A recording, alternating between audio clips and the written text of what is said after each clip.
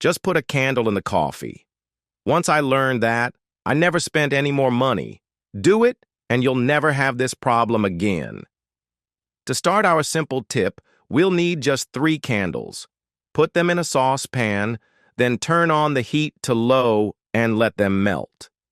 And people, I never imagined I could do this at home.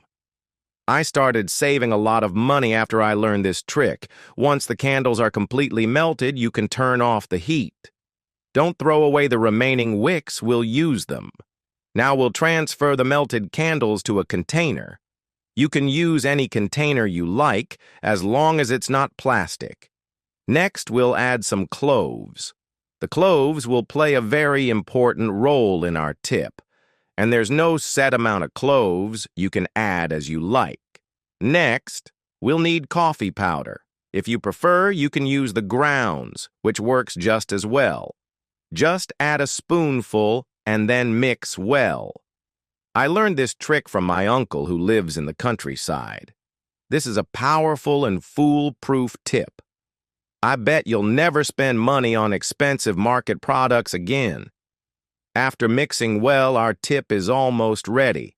Now remember the wick I told you to keep? Let's use it now. With the help of a large toothpick, simply attach the wick and leave it in the center of the container. Leave it for a few minutes until the candle hardens.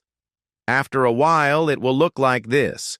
Now remove the toothpick and cut off the excess wick.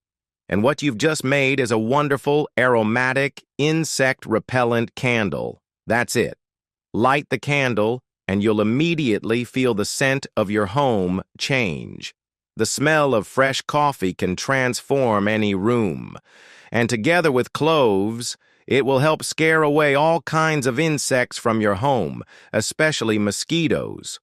Clove has a compound called eugenol, which has insecticidal and repellent properties, scaring away all kinds of flying insects.